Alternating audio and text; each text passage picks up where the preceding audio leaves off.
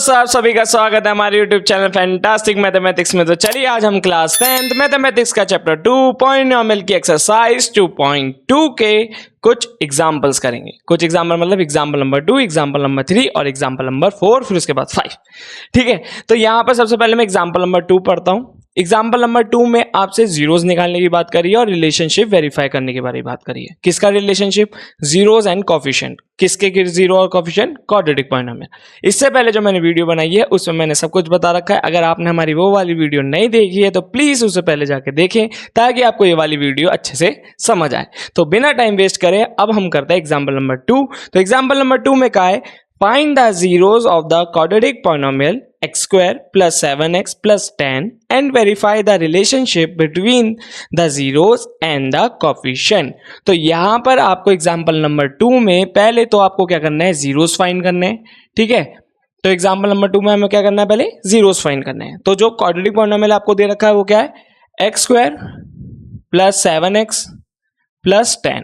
ठीक है, ये आपको एक क्वाड्रेटिक पॉलिनोमियल दे रखा है। इसको हमें क्या करना है? इसके जीरोस फाइंड करने हैं। तो जीरोस को फाइंड करने के लिए हमें क्या करना होगा? यहाँ पे मिडल टर्म स्प्लिटिंग। ये आपने क्लास 9th में पढ़ी होगी, नहीं पढ़ रखी तो मैं हूं ना, मैं आपको यहाँ पढ़ाता हूँ। तो यहाँ पर मिडल टर्म स्प्लिटिंग करने के लिए देखो मैंने ये क्वेश्चन लिखी एक्स स्क्वायर प्लस 7x, ठीक है, प्लस 10।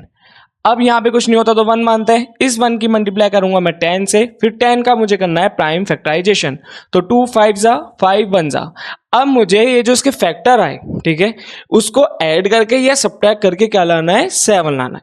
ठीक है, तो यहाँ पर मेरा जो 7 वो कैसा आएगा? 5 + 2 = 7। ठीक है, और इन दोनों की जो मल्टीप्लाई करके आना चाहिए वो आपका वो आंसर आना चाहिए जिसका आपने प्राइम फैक्टराइजेशन करा है, तो मतलब 10।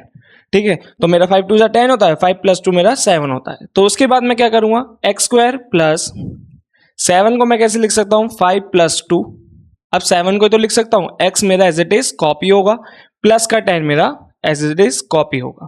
उसके बाद मेरा ये हो जाएगा एक्स स्क्वायर, ब्रैकेट ओपन करूंगा तो मेरा ये हो जाएगा यहाँ पे 5x + 2x + 10। ठीक है, उसके बाद देखो ये 4 टर्म हो गई। ठीक है, तो मैं इसे 2 में डिवाइड कर लेता हूं, तो ये 2 टर्म में से कॉमन निकालूंगा, फिर इन 2 टर्म में से कॉमन निकालूंगा। तो यहां पर मेरा क्या आया?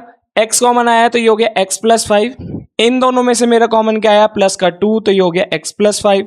ठीक है, अब ये 2 टर्म्स हो गई। अब 2 में से मैं क्या निकालूंगा? x + 5 को कॉमन निकालूंगा, तो मेरा इधर बचेगा x + 2। अब जो हम इस वाले स्टेप पे पहुंचे हैं, इस स्टेप पे ये दोनों क्या हैं? इस पॉलिनोमियल के जो ये ऊपर दे रखा है इसके फैक्टर हैं। अब अगर ये फैक्टर में देखो, अगर इन दोनों में से एक भी 0 हो जाए, ये वाला 0 हो जाए, तो जब भी ये पॉलिनोमियल किसकी तरफ जाएगा? 0 की तरफ। ये वाला 0 हो जाए तो जब भी ये पॉलिनोमियल किसकी तरफ जाएगा? 0 की तरफ। तो हमें क्या करना है? दोनों की वैल्यू निकालनी है। ठीक है, तो ये कब 0 होगा? ये 0 होगा जब मैं x + 5 को 0 के बराबर रखूंगा। ये कब 0 होगा? जब मैं x + 2 को 0 के बराबर रखूंगा। तो x की मेरे को वो वैल्यू मिल जाएगी जहां पर देखो, यहां से तो मुझे x की वैल्यू वो 0 होगी जहां पर ये वाला फैक्टर 0 होगा, और यहां से मुझे x की वो वैल्यू मिलेगी जहां पर ये वाला फैक्टर 0 होगा।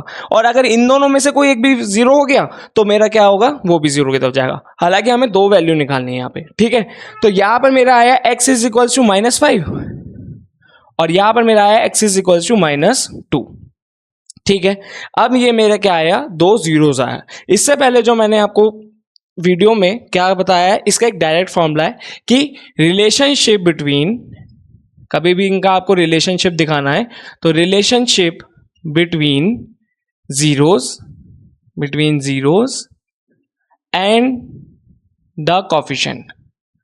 जीरोस और कोफिशिएंट के बीच का जो रिलेशन है वो क्या होता है? अल्फा + बीटा = -b/a और अल्फा × बीटा = c/a। अब अल्फा और बीटा क्या है? अल्फा और बीटा यही देखो, या तो आप इसको अल्फा ले लो या इसको अल्फा ले लो।